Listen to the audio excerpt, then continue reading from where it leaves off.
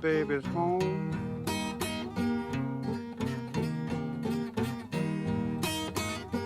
Cairo, Cairo is my baby's home.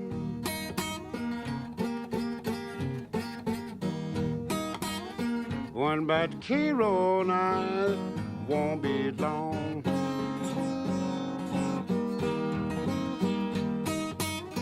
Women in Cairo, they will treat you kind and sweet.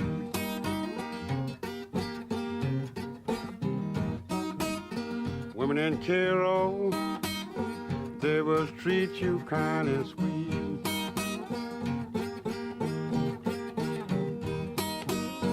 Catch you around and take you off your feet.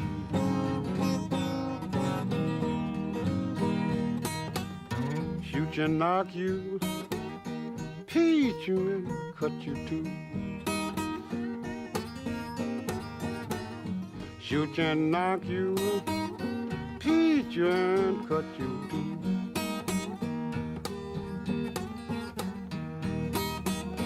They get through the graveyard, then for you.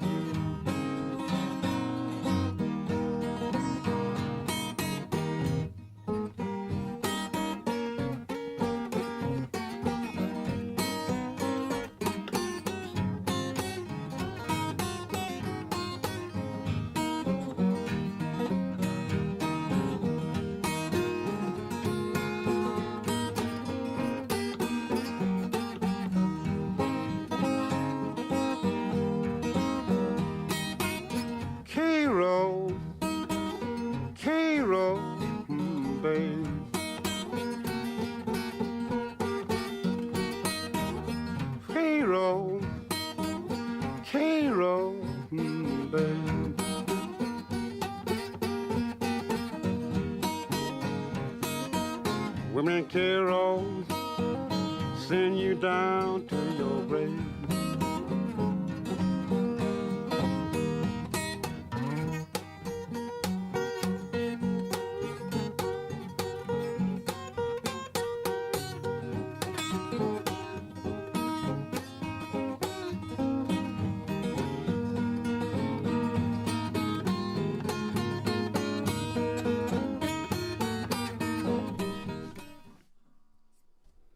Hello and welcome to number 44 of Livestream's Blue Monday with Homesick Mac, where we show licks, shapings for known and unknown songs within blues, old-time music, hillbilly, country, you name it. So today's theme is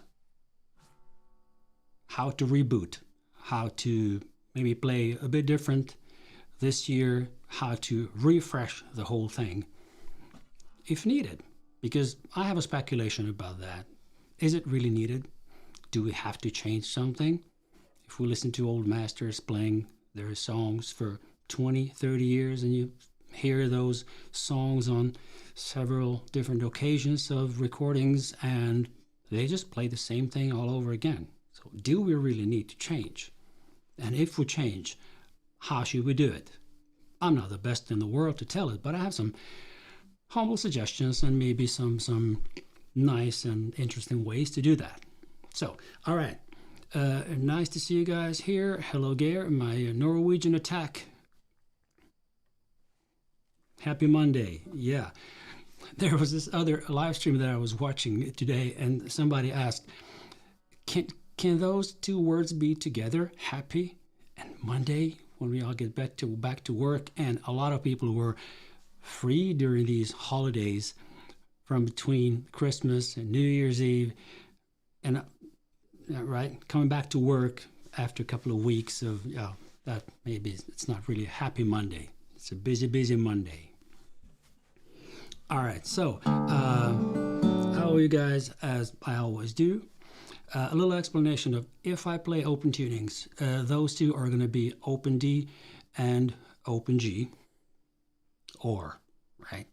The first song, a welcome song, I'll be playing that in open D. And there's a reason why I'm playing this song, and there's a reason why I played it in open D. So I'll talk about that later on after this welcome song after the blues backup that you're going to be able to play some soul on top of. And after that, we'll do the lick of the week, and then the theme for today, the rebooting the chord shapes. All right, so let's go to the welcome song. And I decided today to play a song called What You Want Me to Do, or Any Way You Want Me to Do, by Jimmy Reed.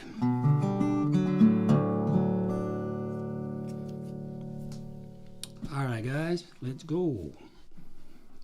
You got me running, you got me hiding, you got me running, hide, any way you want me, oh baby. Well, well, well, well, well. You got me doing what you want me, baby, any way you want me to do.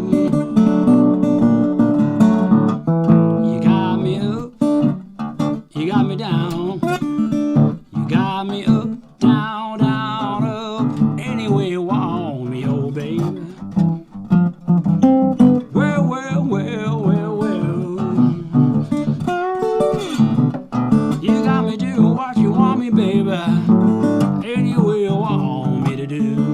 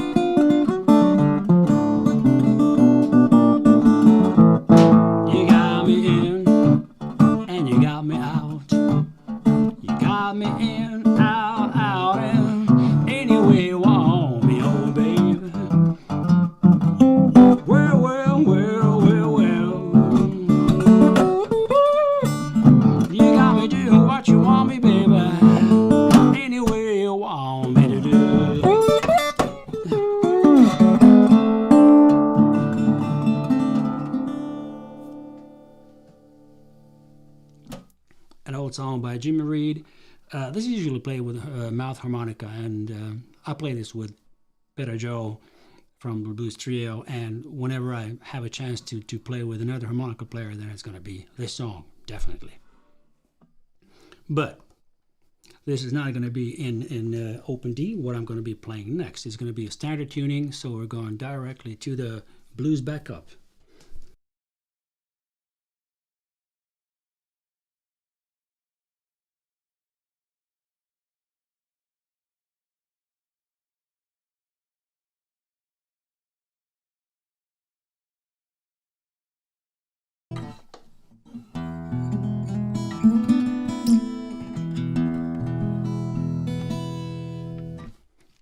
So guys, we're in standard tuning, slow blues in E, as I usually do. Let's just play a couple of rounds, 3-4 minutes, let's see. And it's gonna be the old-fashioned way, so. All right, so let's go. 2, 3, turn around.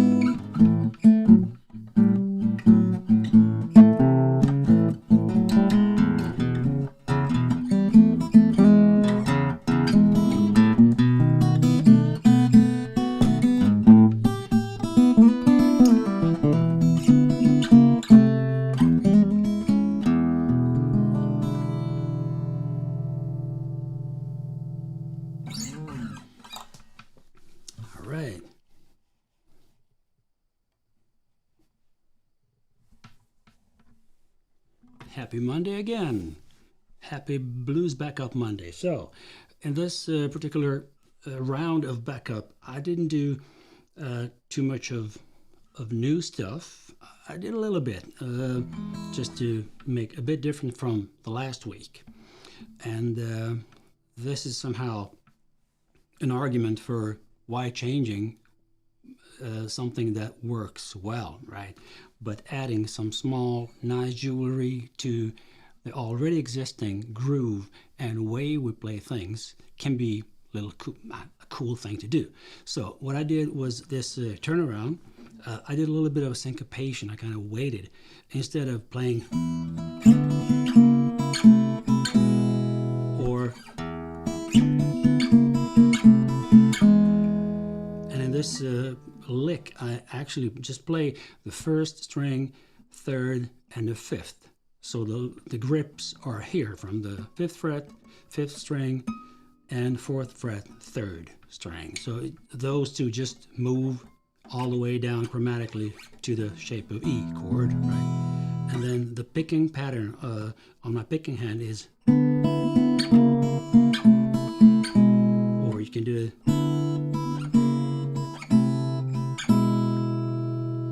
And in the backup that I did now, I did a little bit of a syncopation that sounded like,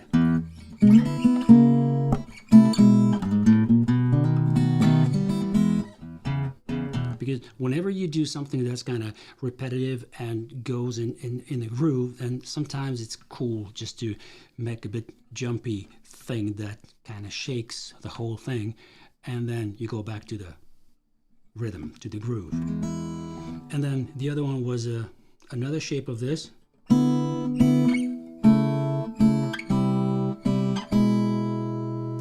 So the first one is the same. But then the second one is actually an A chord, but with a 3rd on the 5th string.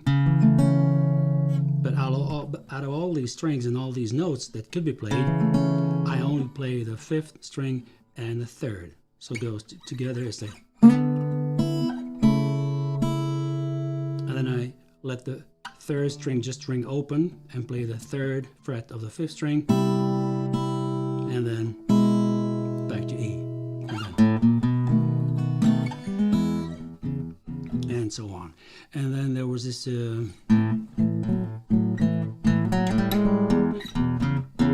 where I did what I ended up on the 3rd in the E chord on this note.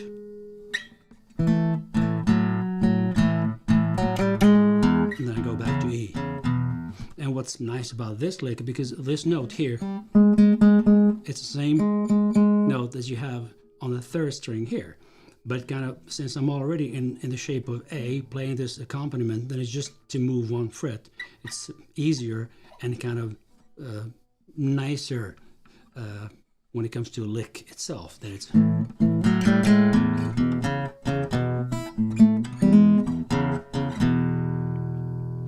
right. All right, let's not stay too long at the pure backup. Let's move on to the lick of the week. And that's something that I have to give credit to Mr. Brownie McGhee, who together with Sonatary was a blues musician from, let's say, late 30s, 40s, 50s, 60s, all the way into 70s when they, I think, stopped playing together around 70-something. But Brownie McGhee influenced me so much when it comes to how I play the blues backup, because when you think of acoustic blues and you don't think deep down Mississippi, you don't think like Mississippi Fred McDowell, you don't think Farrah Lewis, you don't think Piedmont picking like Mississippi John Hurt, John Cephas, Pink Anderson, all those guys who either played finger picking or a bit heavier form of blues. Brownie McGhee was somebody who played a lot of these kind of happier shuffles. I mean, blues lyrics are always blues lyrics. There is always something that's not really good. But sometimes it's about love, sometimes it's about longing after something, and kind of Brownie McGhee really talked to me in all kinds of ways when he played guitar. And I thought, I have to learn this thing. This is the thing for me. And luckily, at the time I started playing this kind of stuff, I already played with a harmonica player, Pera Joe, from Belgrade in Serbia, and we kind of found the way to play Sonatera Brownie McGhee songs in our own way. Of course, imitating a lot in the beginning. Of course, we tried to play every lick they played and sang and everything, but soon we just realized that we unconsciously just started playing our own versions of how those songs were sung. And I can show you kind of 3 or 4 versions of songs that I've learned from Brownie McGhee, how I started playing them, and maybe how I play them now, like 40 years later. So everything is evolving, and everything is kind of hopefully improving. I don't know, but let's say if I would show you just a little bit of how I started playing Custopod blues. I started playing it with a flat pick. And that would sound a little bit like, so let me try to play a little bit softer now, because the audio is adjusted to fingerstyle, so I'll have to back off just a little bit. But basically, this was the backup for the Custopod blues. I won't tell something, baby, I won't tell you no lie. I won't tell of your custody pie. You gotta give me some of it. You gotta give me some of it. You gotta give me some of it before I get it all the way. Well, I told you, baby, hope you understood. So the whole thing, the rhythmical pattern, went this way. And I just played bass, chord, stomps. All through the song. I didn't play any solos. My harmonica player did that, and in the beginning we also had a third member in our band, Cookie, who also played mandolin and another instrument called tamburica. So it was like, okay, 2 soloists, I'll just do the solid backup, and that's what I did. But later on, when I started playing more finger picking, and I realized that, wait a minute, Brownie McGhee is also playing with the finger picks, or let's say with his fingers, and I could maybe do something. So let's jump over the 40 years to now. So the way I play Custopod blues now is this. I want to tell you something, baby, I won't tell you no lie. I want some of your custody pie. You gotta give me some of it. You gotta give me some of it. You gotta give me some of it before we give it all away.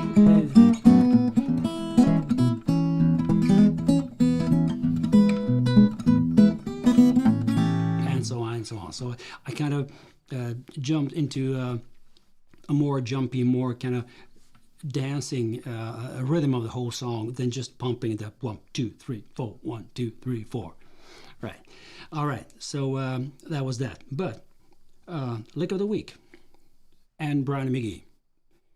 The way I heard Brownie play blues turnarounds, and that's why I wanted to do the turnaround, not to show a lick by Brownie McGhee, how he played some maybe soloings and stuff.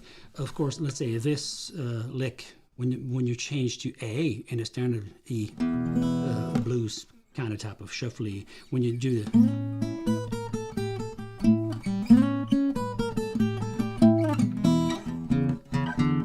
and so on. This lick I heard by Brownie McGhee for the first time. I'm not sure he was the one who invented it, but that's the way he played it. And then also the 9th of the chord of A, when I grab it here, like this, that's also from Brownie McGhee's treasure box. Yeah. But what I realized that is very similar to, let's say, the folk music from the parts of the world where I come from, and that's this crossroad in between countries like Hungary, Romania, Serbia, Croatia, Bosnia, and then further down south, Macedonia, and got Greece, and in this melting pot of cultures, religions, and musical influences, diminished chords are very often in the backup, in the song, as a kind of way to move between chords and stuff like that. Let's say if I play it like this.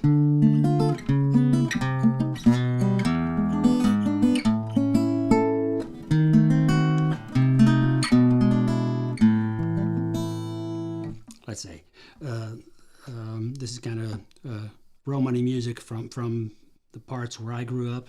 Very influential. I have many friends who played this kind of music, jazz, folk music of that time and everything. But Brownie McGhee was the first within blues that I heard. I'm sure others use that as well, but he was the first one I heard using the diminished chord when he was playing turnarounds, and that was amazing. So listen to this.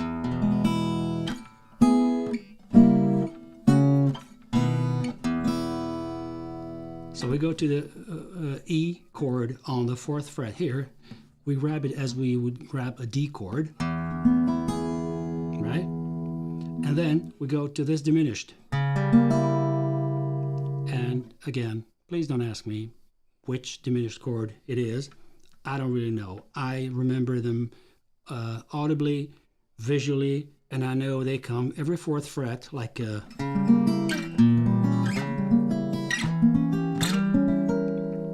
but it's the same grip. So the grip for these diminished chords in this particular turnaround, it's the same diminished chord as this one. This might ring a bit familiar to guitar players, right?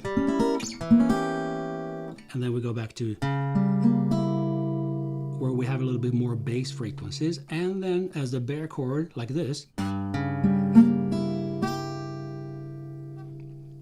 And it's a lot that's dependent on these basses on the 5th and 6th string, how I would utilize diminished chords. And I'll show you a couple of more examples of that. But let's get back to Brownie McGhee. So if we would imagine a song that goes like, wholesale dealer daddy, don't you know?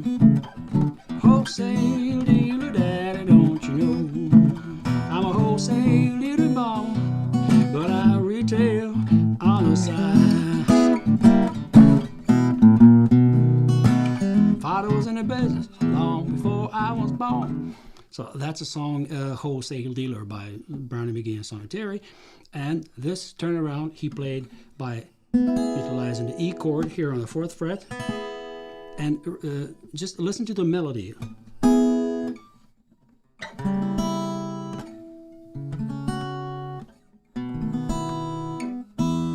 So it's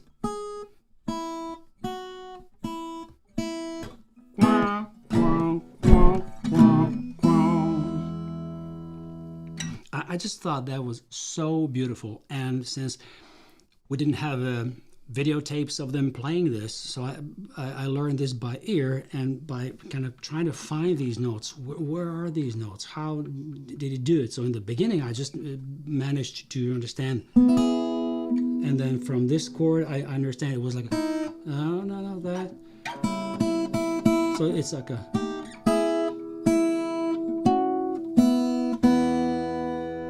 That's kind of cheated around this lick, but since it's just a turnaround, you just run through it before you start singing the next verse. It was like, yeah, okay, I'll do it this way. And then, when the time went on and I realized there was a diminished chord of that grip up there, and that was it. So let me just show you this grip. And it's basically quite easy. If we go from the bare chord, if we set the index finger on all 6 strings on the 3rd fret, and then we place the middle finger on the 4th fret of the 5th string, and then we have 4th string on the 5th fret with a ring finger, and then the 3rd string is already fretted with this bare finger here. So it's, and then the pinky would go to the 2nd string. So this would be the whole chord shape of this diminished chord. The place, but I usually grab it this way. Especially when we're playing in E. This is beautiful because in E you have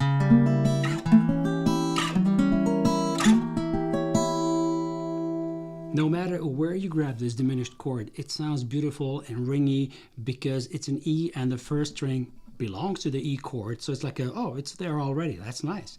So this is another form of this diminished chord. And this form I would use maybe in, let's say when I play Trouble in Mind or Ants in My Pants or Key to the Highway. I got the key to the highway, built out and about to go. I'm gonna leave this place running, 'cause walking most too slow, and so on. So that there, or maybe Trouble in Mind, I'm blue, and I won't be blue always. I know the sun's gonna shine. It's basically same chord shapes and same chord changes, but it's always this diminished chords because it's such a nice way to go from A. We do the diminished, and then we go to E. Go to C sharp, C sharp sound, that's right. And then F sharp, B, and E. So in those kind of big chords, you don't always have to play the main note of that chord. Let's say in E, we don't always play the sixth string as the first one. We might do like, for the sake of this melody on the basses. So that was it, Lick of the Week with Brownie McGhee and the way he utilized diminished chord in a turnaround. There are some other examples of diminished, let me see.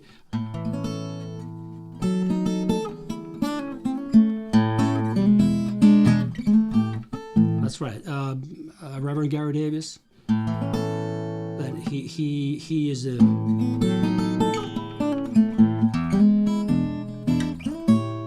and so on. So diminished chords are used very, very often in blues. But in this case, we did Brownie McGhee with it.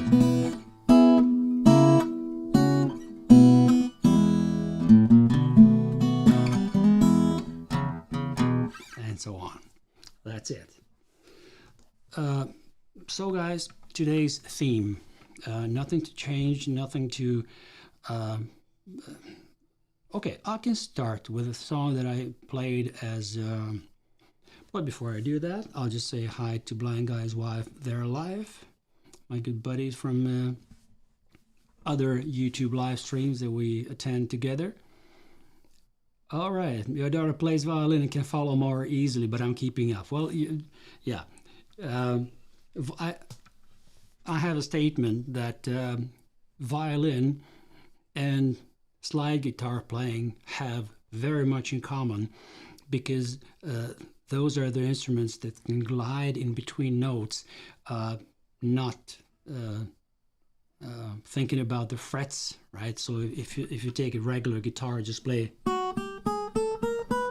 and try to play this like this, it doesn't work.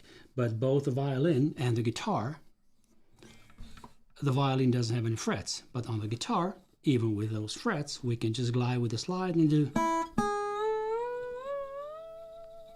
That's the beauty of those instruments. But I believe strongly that the violin is more difficult to play. So kudos to your daughter. Just keep it up. That's great. All right. So I started the live stream with a welcome song, as I always do, and that was a song called Any Way You Want Me, and I played that in open D. And that was totally different from how I usually play that song live. I prepared a little, just very, very briefly. Let me just find it here.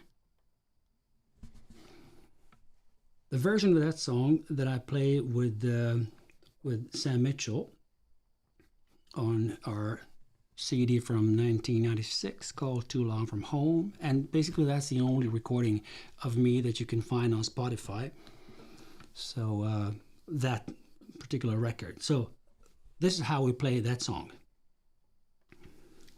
Basically that's how we play that song, and that was just a chord of E, the same backup as I played for you just a couple of minutes ago, but faster, punchier, and it was more of this guy. You got me running, you got me hiding. So it's a lot of more, right? It's more groovy, it's more punch to it, and that's how we thought about that song at that time when we were recording, because both Sammy and I played that song solo when we played at this. Usually we play the Mojo Club in Copenhagen, both of us. And then when we started playing together, like, okay, let's find a couple of songs that we already know and already play, so maybe we can find a way to do them together. So we did, and a couple of songs we also added harmony singing, like on this one. So it's like, okay, how should we actually didn't change anything in our own versions of the song. It was just maybe the order of solos, right? So on this particular recording, I played the first solo, and Sammy came directly after that. And of course, we loved it. It was great. And that was a real showstopper when we played live. That song is great. And we even played it without a harmonica. We just played it with 2 guitars and 2 vocals. That was it. So that's why I played the song in different way than what I'm used to. And if you saw me maybe playing at this Almo Blues Festival last summer here in Sweden, I played this song in the standard tuning just as a regular shuffle, and that's it. But now when I play this in the intro, it's like, oh, okay, maybe I can do this next time. When I play live somewhere, maybe I can just change this song and play it in open D instead. And that's where we come to this question that I get quite often from people who come to my workshops, maybe from people that I meet maybe during some jam sessions and similar occasions. And sometimes they would come forward and they just ask, hey, how could I change this same way that I'm playing this song? I've played this way for like 25 years, so I'd like to change something. So my first question is always like, why? Are you bored with playing it the same way? Was B.B. King bored that he played maybe a very similar intros and very similar solos for 50, 60 years of his career? And some other great blues artists who came up with their licks. And then the usual answer that I get is, yeah, but those licks were their own. And when you create something from the beginning, you own it. And when you play it, there's a statement behind it. I couldn't argue with that too much, just a little bit. And that little argument is that, yeah, it's true. But when you find your own version of a song, or let's say your own way to play blues shuffle solos, then you eventually start sounding like yourself. You don't sound like, I don't know, Eric Clapton or Muddy Waters or somebody else. You maybe try to play similar to the way they did, and I'm guilty of that definitely. When I play walking blues in open G, Muddy Waters is a great inspiration. I really enjoy doing the things almost the same way, playing the same notes he did, right? And I will never claim, of course, that I can play them the same way. It's just that those were the notes.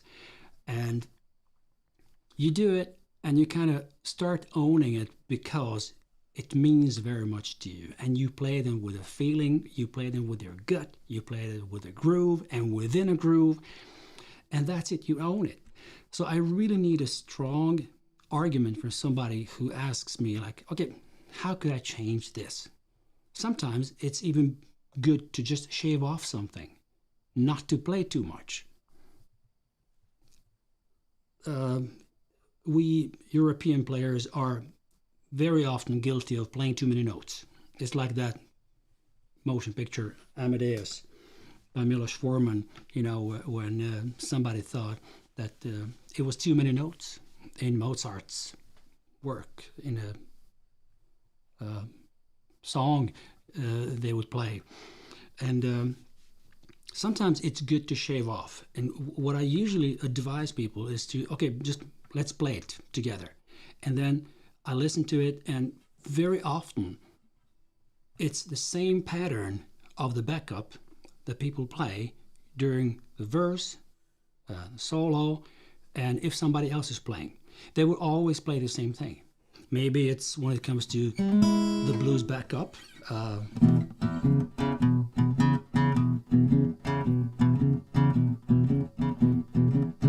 There's not too much variation that you can really bring into this, more than dampening, playing a bit more syncopated, playing softer, playing harder, incorporating some other strings, maybe just as a drone, strings that could maybe just jump in occasionally in between the vocal lines. That's 5 or 6 variation already there. So it is enough with this basic blues shuffle lick, but it can be also done like this.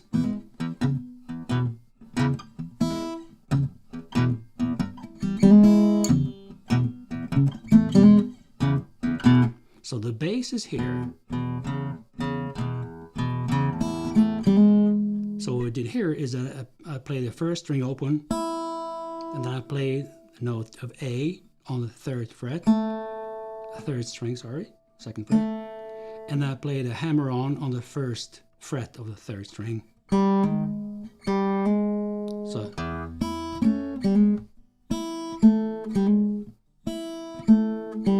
and together with the rhythm.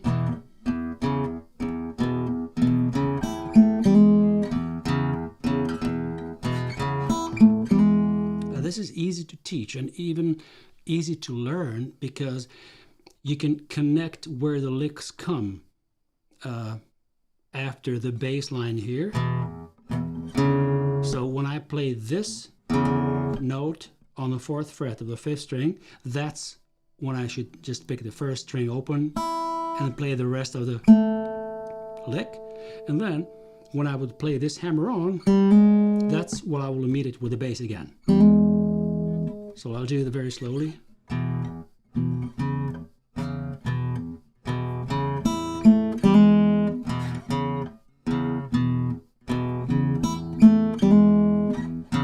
That could be a good start.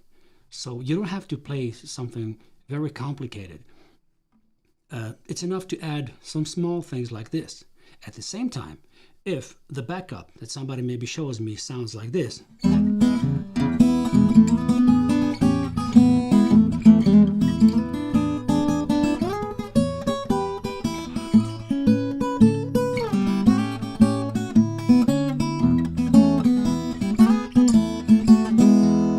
all these notes fit in, they're nice, everything is okay, but this is just too much. It's all over the place. And quite often I can hear in jam sessions where people would love to just throw in every lick they can within a song because, hey, this is a chance to show this. This is the way I can play all the things that's really great. But hey, there's a song going on. There's somebody singing. There are maybe 3 other people playing. So where's the arrangement? Where's the groove? So that's my first kind of reaction. Is like, okay, do we really need to add something? Or can something be kind of shaved off? And maybe we can just simplify the whole thing. Let's see. So this would go within the phrase of, if it works, don't fix it. Sometimes it's just the best to keep on. Because remember one thing. The things that you maybe play every day, or maybe 2 or 3 times a week when you play, and you always play the same song, and quite often people tell me, like, oh, I play all the same songs all over again. It's like, and I always say, yeah, that's great because you're practicing. That's perfect. Because when you play them for somebody else, it's going to be the first time for them. And you're just going to nail it. So remember that. It's the same for me when I maybe play a couple of festivals and I play like 3 or 4 gigs during 1 week, and I play the same program because I know those songs kind of fit well and they really work well. If I play these 3 songs in a row, and somebody would say, well, it's the same thing you're playing, man. Why would you do that? But it's 3 different audiences at 3 different occasions. And if the audience is in that mood that I expect them to be and things work, I'm just going to do it again because I enjoy the process. So it doesn't always necessarily have to be something new to play. But if we really want to add something new, that's how I developed, let's say, my version of Kansas City Blues. In the beginning, I just played...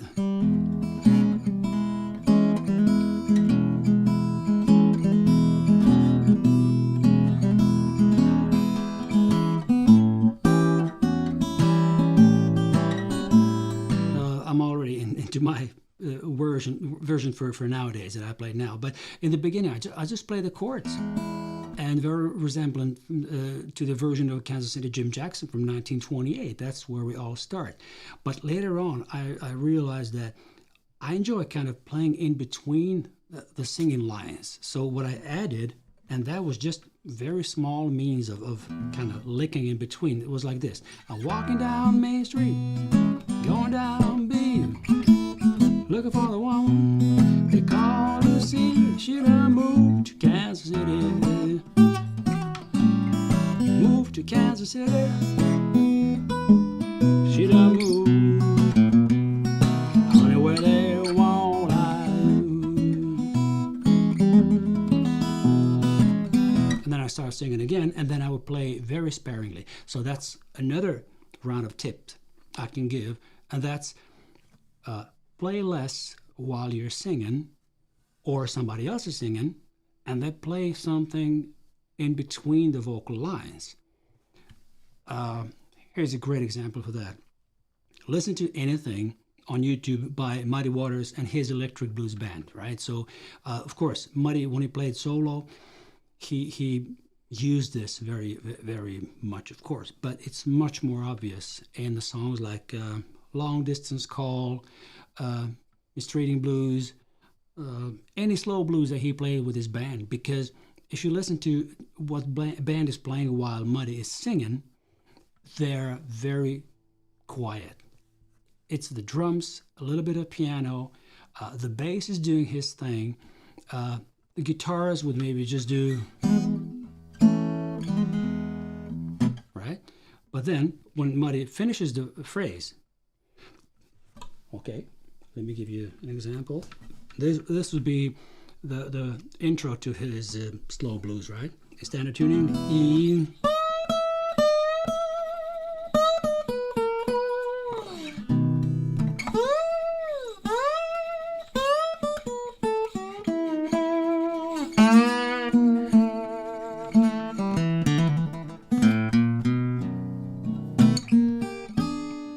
You said you love me, baby. Please call me on the phone sometime. Here is where the band starts just kicking in, and everybody's playing a part of their own solos maybe later on until Muddy would start singing again, and then would just go down totally. And that's the magic school of band dynamics, how you can always reinvent yourself and the whole groove of the song, because they play these songs zillions of times. You listen to same songs on different occasions. When Muddy played, let's say you have this fantastic Polish live record from the 60s, and then you have some songs, some recordings from the 70s as well. They play the same songs. It's the same intro that Muddy plays, and it's the same way the band is playing, but there might be different musicians. Luther Allison played guitar for Muddy in the 60s, then Bob Margolin came in later on, but they all just melted into the same idiom. It's like when the boss is singing, you're quiet, and that's it. And it's the same rule that we can apply to our playing, even when we play totally solo. And I do claim that this can be applied even when we're not professional musicians. We can be hobby players. We can be muggles, so to say, who are never going to perform on big festival scenes.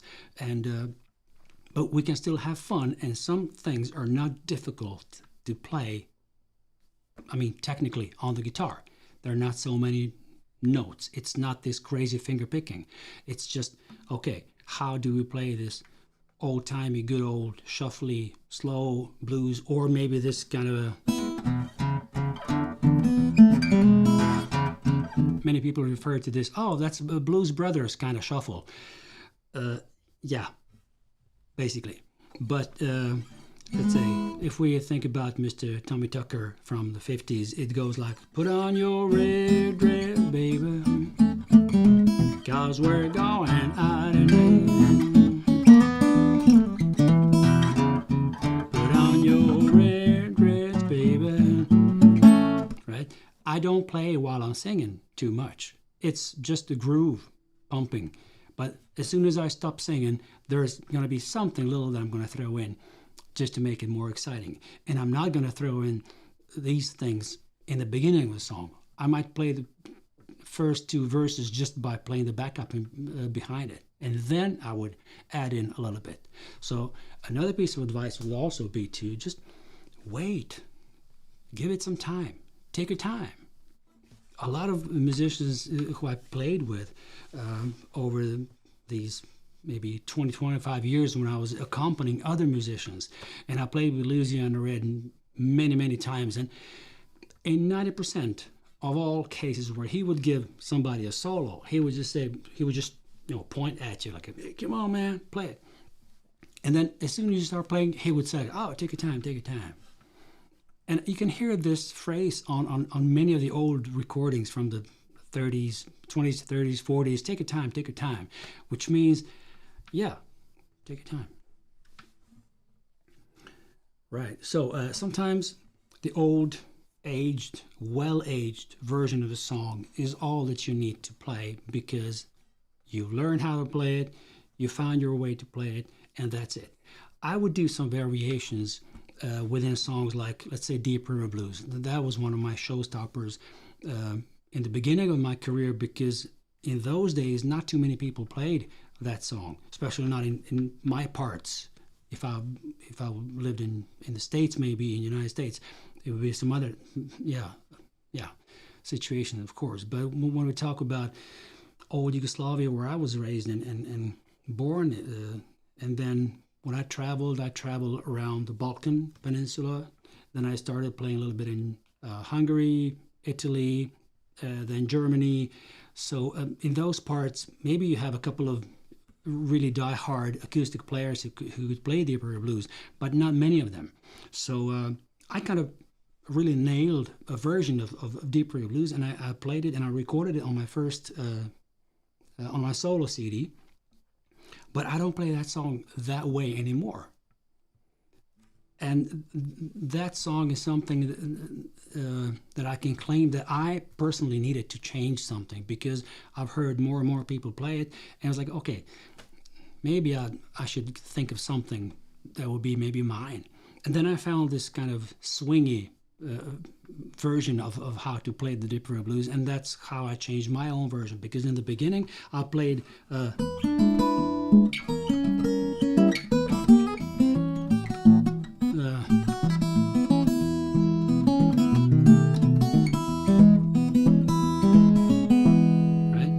It's like a do do do do do do do do, and then later on I went into this.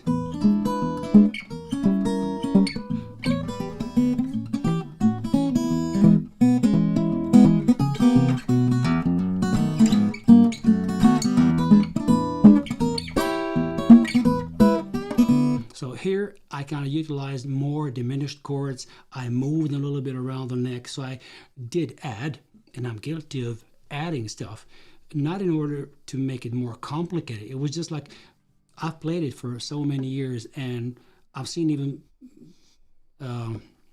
okay, let's not go too deep into that. But nowadays, I would play a Deep River Blues in open G. with slide. And I've even showed it in one of my previous live streams. I might do a separate video about that, because that can be maybe an inspiration to somebody else to do it different than what's the usual thing, right? So I told you about custard pie blues. I have some notes that I'm looking here so that I don't just mumble and talk without any structure. Of course, sometimes you can change the tuning. Sometimes you can change, as I did in with different blues, and I guess quite many of other songs. Statesboro Blues that originally goes in the chord D when Blind Willie McTell plays it, but his guitar is tuned a couple of steps lower, so even when he plays D, it's not really a D. It might be a C or a B as the key of the song, but the grip would be this, with the big bass going down also to D. So you got this tuning called the drop D tuning. But when I started playing Statesboro Blues, and especially with Sam Mitchell, then we just played it in open G, and we nailed it, and that's how I've been playing that song ever since. That's great. So what else do we got? Let's say Louisiana Red. If I would put the capo on, I think he played it in G, and then with the capo on the 3rd fret, that would sound something like.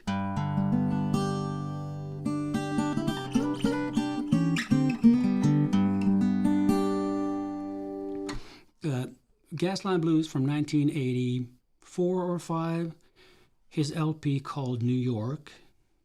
I cannot recommend that LP enough to everybody who loves this kind of acoustic blues, especially when we talk about Louisiana Red, because he haven't released so many records where he played acoustic guitar. It's very often that he plays with a band or he plays solo, a couple of songs, and then the band comes in, but usually it's with electric guitar. But when he played in the studio, acoustic, well recorded, and fantastically produced and everything, Gasline Blues is one of those songs that really kills me each time I listen to it. And I've played with Louisiana Red on many occasions between, let's say, 1988, when I played with him for the first time, until 2000 something. And we always jammed over Gasline Blues, and he always played it the same way. And when you hear me playing the shuffly blues in standard tuning, usually in the shape of E chord, even if we capo it here, but let's say there's a difference between this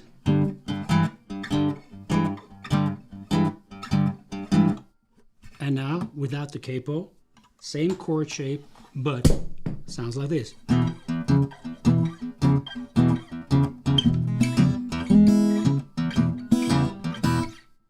It's beautiful, it's great, but it's not the same punch as when you put the capo and raise the whole pitch.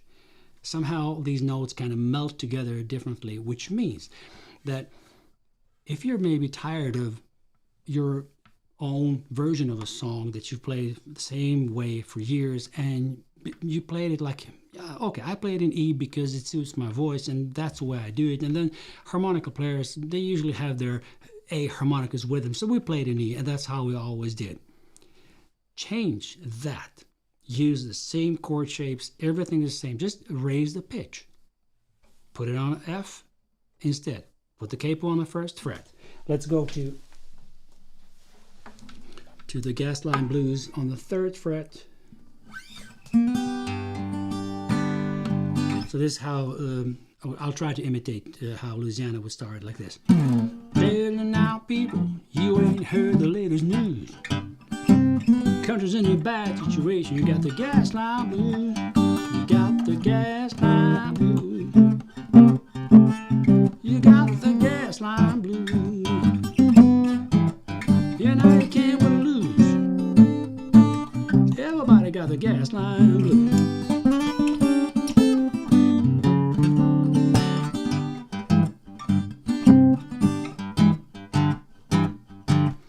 This syncopations that I learned from him, the way he treated the guitar, because he wanted to shout. He chose his keys to play the songs in, so that he had to really sing hard. He really wanted to reach that note up there high, and many other singers would play it more kind of comfortably. Oh, I can play this in Saturday E. Turn it out, people, you ain't heard the latest news. Country's in a bad situation. I got the gas line blues. I got the gas line blues. This would suit me and my voice, because I don't have a very deep voice. I don't have this proper blues voice, so to say. But I don't care, because I love singing it, and I'll do it for the rest of my life. But sometimes I really need that kind of extra punch, a bit higher keys to play the same songs that I've played for years in the same tunings, for a special occasion. If I'm, let's say, if I lose my voice because I've been talking too much on a festival, and I know that some songs in the evening I'll have to play them, and it would be a little bit too difficult to reach those deeper notes, because what you lose when you're hoarse in your throat, it's these deep frequencies. Let's say, I hang my head and cry. I don't have that Folsom Prison Blues Johnny Cash deepness in the voice, right? But if I were raised that to A, I hang my head and cry. Well, not even that, because I'm hoarse now in my voice, because I've been talking for an hour, and I really need to stop now, because it's been an hour since I started this live stream. But that's how I would maybe refresh the things. Change the tuning, raise the pitch or lower the pitch sometimes, right? Sometimes I would play the song that I used to play in G, in this shape of the chord. Maybe I will play the capo on the 7th fret and then play the G as a C shape chord here.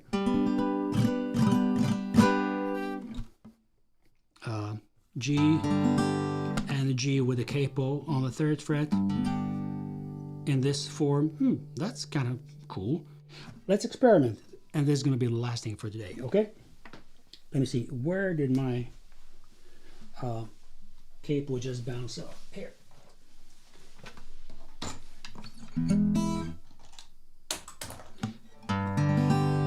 So here's a song that I used to play for many years this way, and I still play this way when I play solo or with Maria Stille in our duo Delmo sessions, and it's called by Jazz Gillum, called Baby I'm Crazy About You. So there's this intro.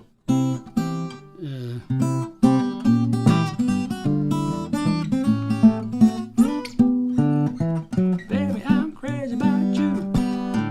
Don't like the way you do. And there was a diminished as well over there. Baby, I'm crazy about you. Don't like the way you do. Always mistreat me so that you love me too. I'm gonna leave you, and then you know I'm through. And then you will be sorry, baby. You do me like you do. Right? So if I would maybe play this with somebody else and they would play it in G or whatever, then maybe, okay, if I put it in this shape up here in the C, baby, I'm crazy about you.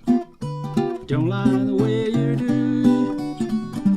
Always mistreat me so that you love me true. I'm gonna leave you, then you know I'm through. And then you will be sorry, baby. You do me like you do.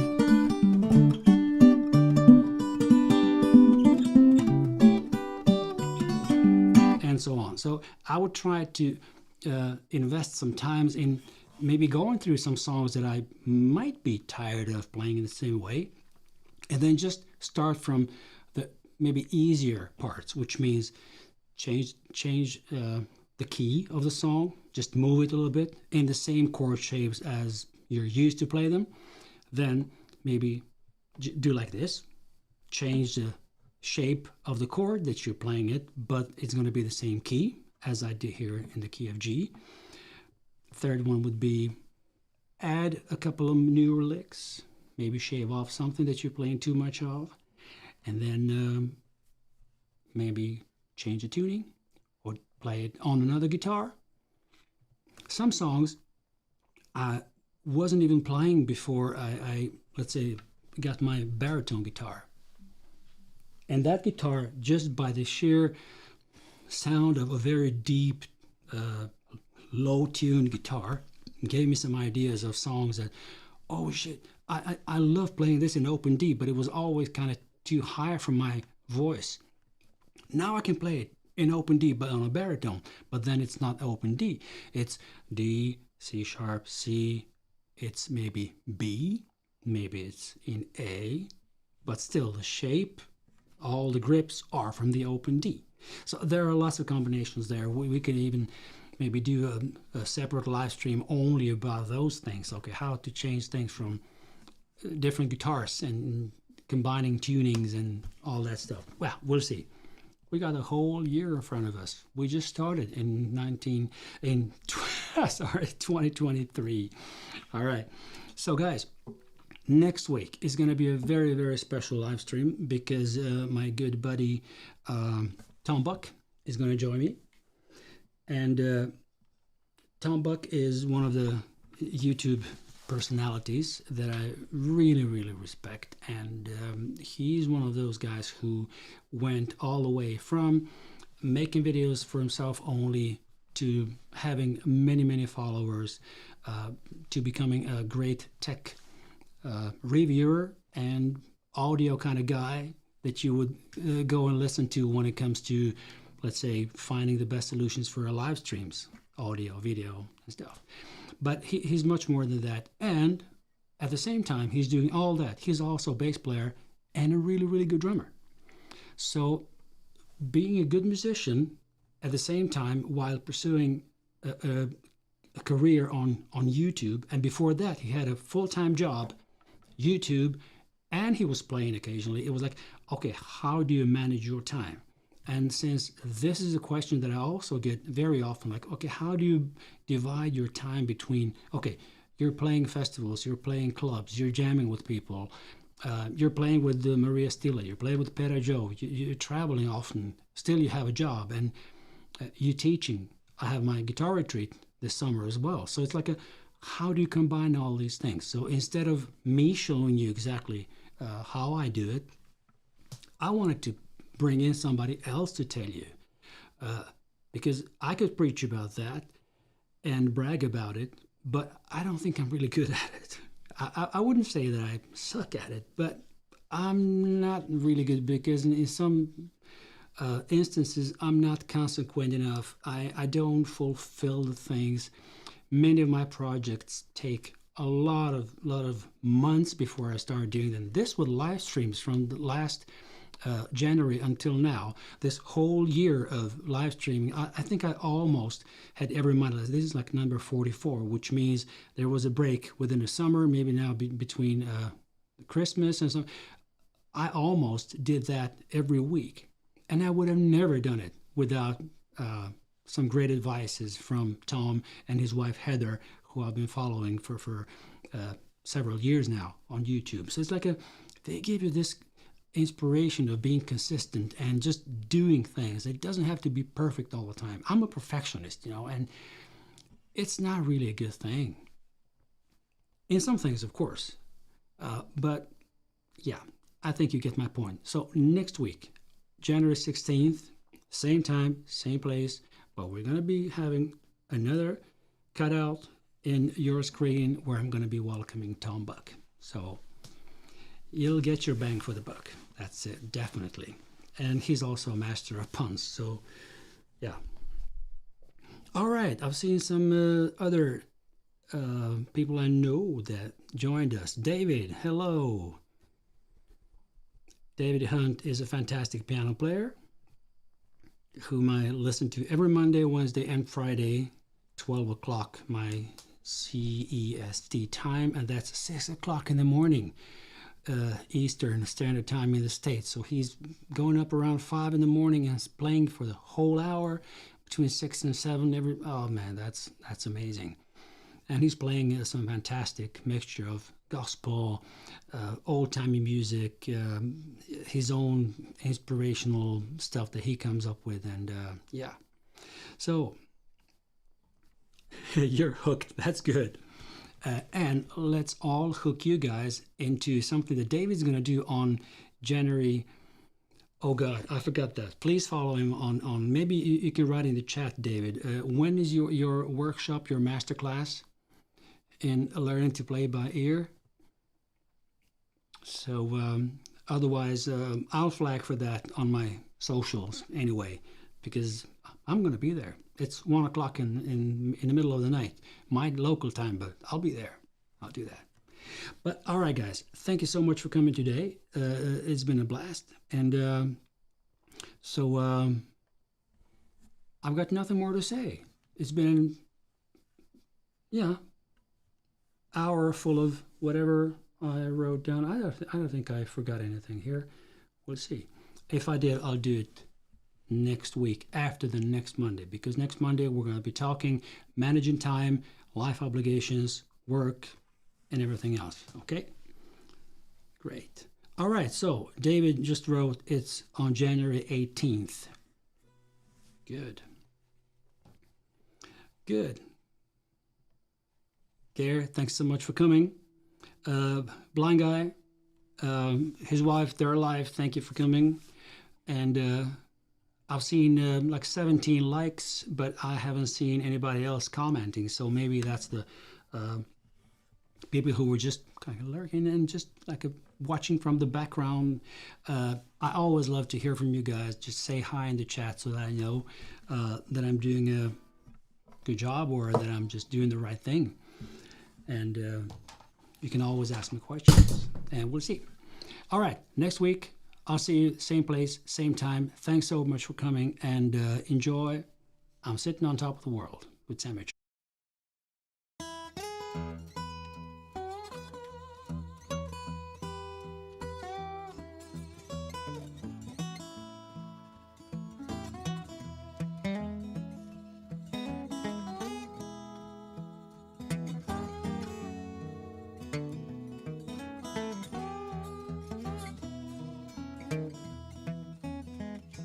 It was in spring, one sunny day, my sweetheart left me, Lord, she went away. Now she's gone, and I don't worry, but I'm sitting on top of the world. She called me up, down and out by soul. Said, come back, Daddy, Lord, I need you so. Now she's gone, and I don't worry, 'cause I'm sitting on top of the world.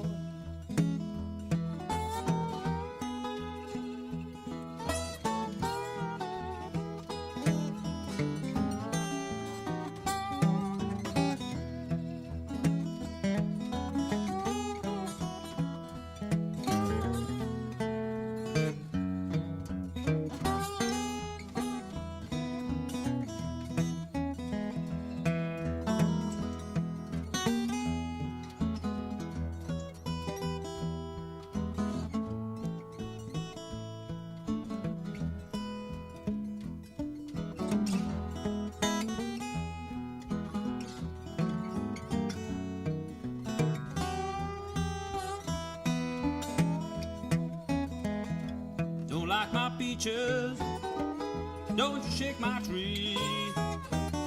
Get out of my orchard, let my peaches be. Now she's gone, I don't worry, but I'm sitting on top of the world.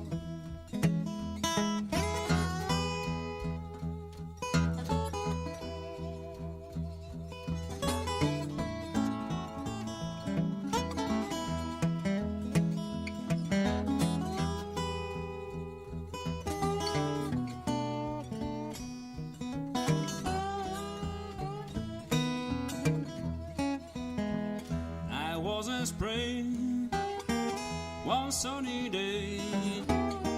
My sweetheart left me, now she went away.